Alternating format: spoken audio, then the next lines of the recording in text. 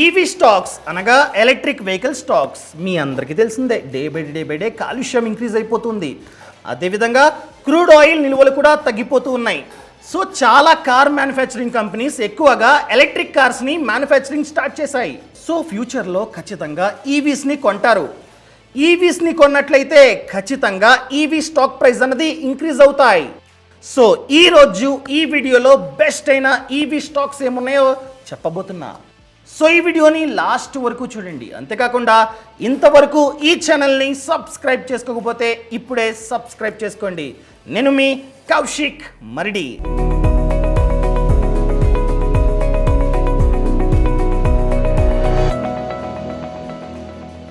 First one Tata Motors. మీ అందరికీ తెలిసిందే టాటా అన్నది చాలా కార్లను రిలీజ్ చేస్తూ ఉంది.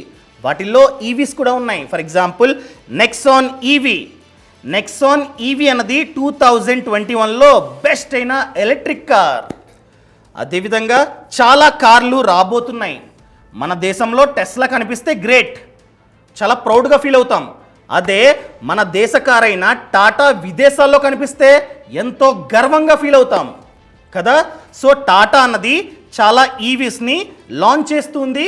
ఫ్యూచర్లో కూడా ఇంకా లాంచ్ చేయనుంది. అదేవిధంగా ఈ స్టాక్ చూసుకున్నట్లయితే లాస్ట్ 1 ఇయర్గా 50% గ్రో అయింది. అనగా 50% ఆ స్టాక్ ప్రైస్ అన్నది ఇంక్రీజ్ అయింది.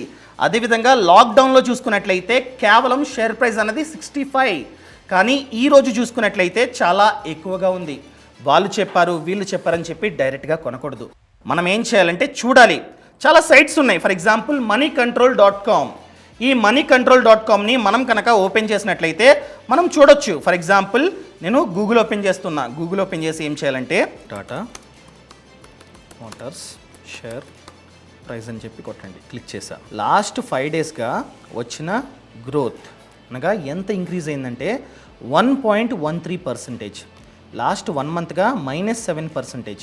లాస్ట్ 6 మంత్స్గా మనకు వచ్చిన రిటర్న్ 10% గ్రో అయింది. అదేవిధంగా లాస్ట్ 1 ఇయర్గా చూసుకున్నట్లయితే 47.99% గ్రో అయింది.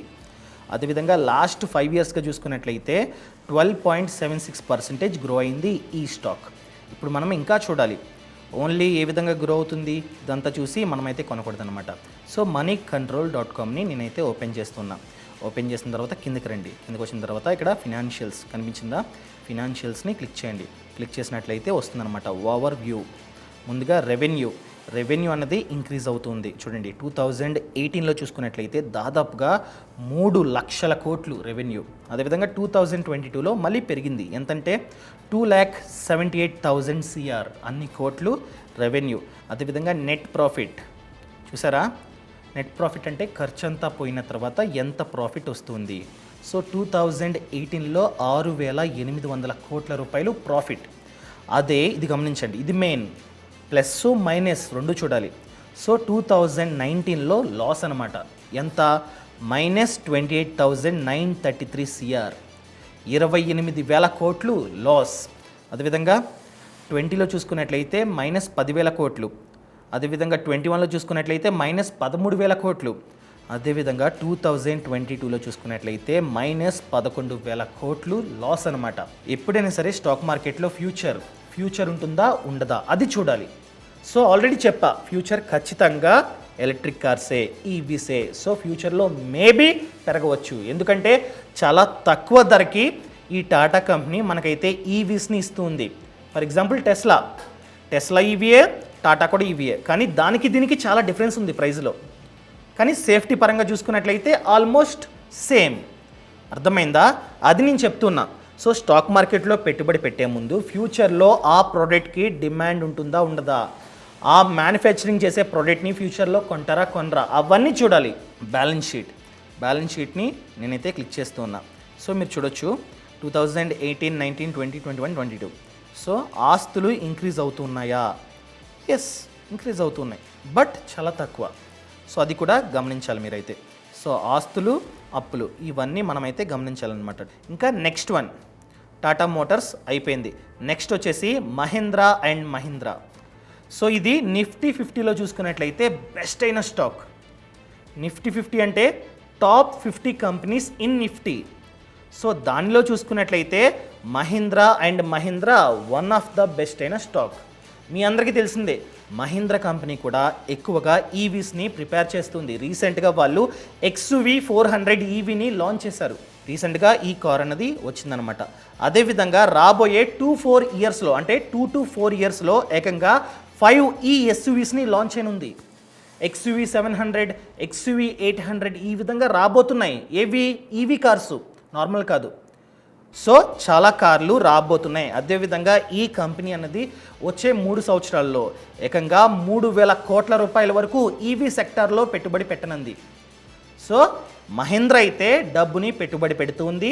రాబోయే కాలంలో చాలా SUVs రాబోతున్నాయి.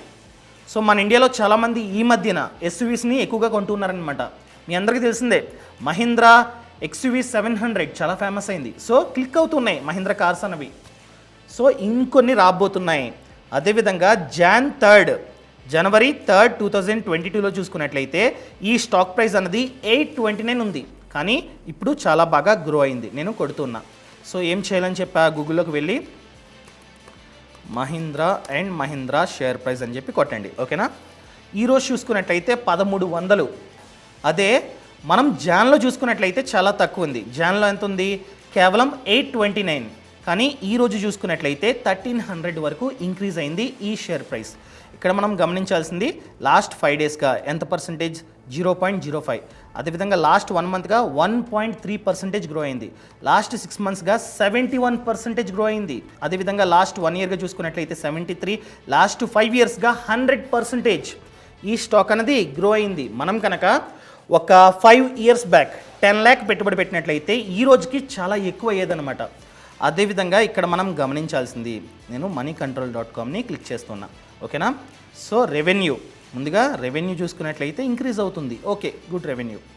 2022లో 90,000 కోట్లు అంత డబ్బు రెవెన్యూ జనరేట్ అయింది. అదేవిధంగా నెట్ ప్రాఫిట్ ఖర్చు అంతా పోయిన తర్వాత ఎంత ప్రాఫిట్? 2018లో 6,000 కోట్లు, 19లో 4,600 కోట్లు, 20లో తగ్గింది బికాస్ ఆఫ్ లాక్డౌన్, 21లో కూడా కాస్త తక్కువ ఉన్నాయి. కానీ 2022లో చూసుకున్నట్లయితే 5,397 కోట్లు అంత ప్రాఫిట్ వస్తుందన్నమాట. సో ఇవన్నీ చూడాలి, లాభాలు వస్తున్నాయా, సో ఫ్యూచర్ ఉంటుందా? ఉంటుంది. సో మహీంద్రా కార్స్ని అందరూ కొంటూ ఉన్నారు ఇప్పుడిప్పుడే. సో ఫ్యూచర్లో ఇంకా ఎక్కువగా డిమాండ్, అదేవిధంగా మార్కెట్ అనేది ఖచ్చితంగా ఉంటుంది. ఇంకా థర్డ్ వన్ అశోక్ లేలాండ్. మీ అందరికీ తెలిసిందే లారీలు, కార్లు అన్నీ ఉంటాయి. సో బస్సులు కూడా ఫ్యూచర్లో ఎలక్ట్రిక్కే. ఆల్రెడీ బెంగళూరులో చూసుకున్నట్లయితే ఆల్మోస్ట్ అన్ని ఈ బస్సెసే, ఎలక్ట్రిక్ బస్సెసే. సో ఫ్యూచర్లో మేబీ అన్ని సిటీస్లో కూడా ఇవే ఉంటాయి. ఆల్రెడీ మన ముంబైలో చూసుకున్నట్లయితే డబుల్ డెక్కర్ ఈవీస్, అది కూడా డబుల్ డెక్కర్ ఈవీ బస్సులు వచ్చాయి. సో ఇలా రాబోతున్నాయి. సో ఫ్యూచర్లో బస్సుల్ని కొనే వాళ్ళ సంఖ్య ఎక్కువ ఉంటుంది, ఎక్కువ గవర్నమెంట్స్ కొంటూ ఉంటాయి. సో ఫ్యూచర్లో ఖచ్చితంగా ఈ స్టాక్ కూడా ఇంక్రీజ్ అవ్వడానికి ఛాన్సెస్ చాలా ఎక్కువగా ఉంటాయి. అదేవిధంగా ఈ కంపెనీ ఆల్రెడీ $200 మిలియన్ పెట్టుబడి పెట్టనుంది. దీని మీద ఈవీ సెక్టార్ పైన. సో పెట్రోల్, డీజిల్ కన్నా ఎక్కువగా ఈవీస్నే ప్రిపేర్ చేయబోతుంది ఈ స్టాక్. లాస్ట్ 6 మంత్స్గా చూసుకున్నట్లయితే ఈ స్టాక్ అన్నది 50% కన్నా ఎక్కువ గ్రో అయింది. సో వీళ్ళు చెప్తారు ఈ స్టాక్ మంచిది, ఆ స్టాక్ మంచిది, కొనండి అని చెప్తారు. కొనకండి. మీరు చూడండి ఈ విధంగా. జస్ట్ ఏముంది, గూగుల్ 5 days ఎంత? 0.09. 1 month ఎంత? 9.20 గ్రోత్. అదేవిధంగా లాస్ట్ 6 మంత్స్గా దాదాపుగా 50% గ్రో అయింది. అదేవిధంగా లాస్ట్ 1 ఇయర్గా చూసుకున్నట్లయితే 30%, లాస్ట్ 5 ఇయర్స్గా దాదాపుగా 40% ఈ స్టాక్ అనేది గ్రో అయింది. సో ఈ విధంగా ప్రాఫిట్స్ ఇవి ఆల్రెడీ చెప్పాను కదా, ఆ విధంగా మీరైతే చూసుకోవాలి. సో ఇంకా నెక్స్ట్ స్టాక్ వచ్చేసి చాలా ఇంపార్టెంట్, టాటా పవర్. ఎందుకంటే నేను పర్సనల్గా చాలా ఎక్కువగా స్టాక్స్ని హోల్డ్ చేస్తున్నా, టాటా పవర్, అదేవిధంగా టాటా మోటార్స్ కూడా. ఎందుకంటే వీళ్ళ యొక్క business model, for example generation, transmission, అదేవిధంగా డిస్ట్రిబ్యూషన్ ఆఫ్ ఎలక్ట్రిసిటీ, అది మెయిన్. దాంతోపాటు పవర్ స్టేషన్స్, రీసెంట్గా హైవేస్లో, అదేవిధంగా పెట్రోల్ పంప్స్లో, హోటల్స్లో ఎక్కడ చూసినా టాటా పవర్ వాళ్ళది ఛార్జింగ్ స్టేషన్స్ వచ్చేసాయి. ఎందుకంటే ఈవీ కార్స్ ఇంక్రీజ్ అవుతున్నాయి, వాళ్ళు ఛార్జింగ్ పెట్టుకోవాలి. అవునా, మాది భీమవరం వెళ్ళాలంటే ఛార్జింగ్ కావాలి. సో హైవే పక్కన ఆపేసి, లేకపోతే పెట్రోల్ పంపులో ఆపేసి ఛార్జింగ్ పెట్టుకుంటా. సో ఎక్కువగా వీలైతే ఇన్స్టాల్ చేస్తున్నారు. అతి త్వరలో 6500 ఛార్జింగ్ పాయింట్స్ని ఇన్స్టాల్ చేయనున్నారు. సో ఫ్యూచర్ ఈవీస్కి ఖచ్చితంగా ఛార్జింగ్ కావాలి. సో వీళ్ళు ఛార్జింగ్ ప్లాంట్స్ని ప్రొవైడ్ చేస్తున్నారనమాట. ఓన్ అంతా వీళ్ళదే, పవర్ వాళ్ళదే, డిస్ట్రిబ్యూషన్ వాళ్ళదే, అంతా వాళ్ళదే. సో చాలా తక్కువ కాస్ట్లో వాళ్ళైతే పవర్ని అందిస్తున్నారనమాట. సో ఖచ్చితంగా ఈ స్టాక్ ప్రైస్ కూడా ఇంక్రీజ్ కానుంది. అదేవిధంగా టాటా పవర్ చూద్దాం. కొడుతున్నా Tata power stock share price కొట్ట.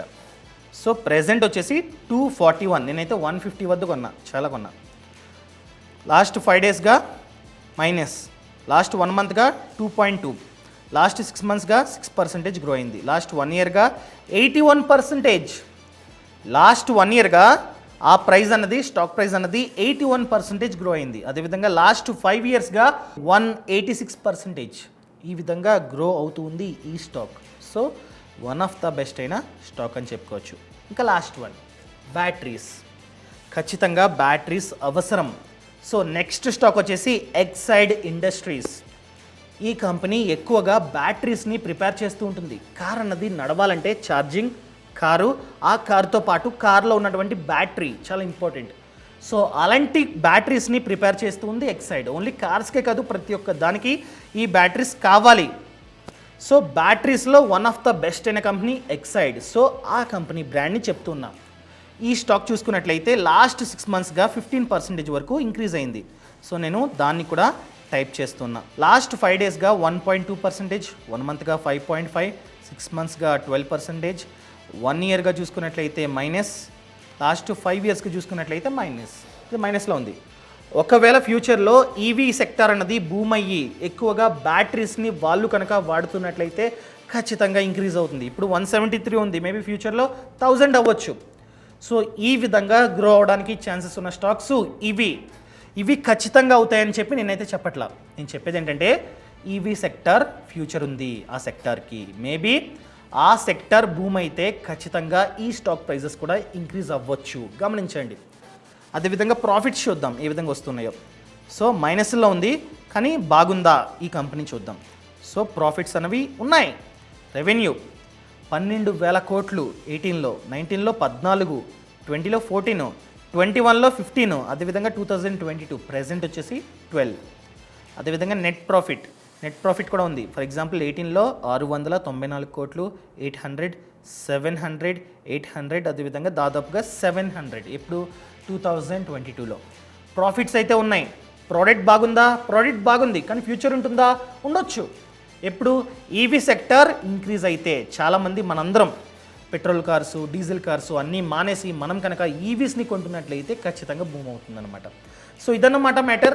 మీరే కనుక స్టాక్ మార్కెట్లో డబ్బుని పెట్టుబడి పెడదాం అనుకున్నట్లయితే ఖచ్చితంగా కంప్లీట్ ఇన్ఫర్మేషన్ తెలుసుకున్న తర్వాత మాత్రమే పెట్టుబడి పెట్టండి. వాళ్ళు చెప్పారు, వీళ్ళు చెప్పారు, కౌశిక్ చెప్పాడని చెప్పి మీరైతే పెట్టుబడి పెట్టకండి. సో నేను చెప్పేది ఏంటంటే ఫ్రీడమ్ యాప్ లింక్ అన్నది కింద డిస్క్రిప్షన్లో ఉంది. ఫ్రీడమ్ యాప్లో చూసుకున్నట్లయితే 900 కోర్సెస్ ఉన్నాయి. దానిలో స్టాక్ మార్కెట్ కోర్స్ ఒకటి. ఈ కోర్సులో భాగంగా అసలు స్టాక్ మార్కెట్ అంటే ఏంటి, ఎలా పెట్టుబడి పెట్టాలి, ఎలాంటి స్టాక్స్ని మాత్రమే బై చేయాలి, టెక్నికల్ అండ్ ఫండమెంటల్ అనాలిసిస్ అంటే ఏంటి, A to Z ఇన్ఫర్మేషన్ ఈ కోర్సులో ఉంటుంది. సో ఇప్పుడే ఫ్రీడమ్ యాప్ని యాప్ స్టోర్ లేదా ప్లే స్టోర్ నుండి డౌన్లోడ్ చేసుకోండి. యాప్ లింక్ అన్నది కింద డిస్క్రిప్షన్లో ఉంది. Thank you so much. Thanks for watching. జై హింద్.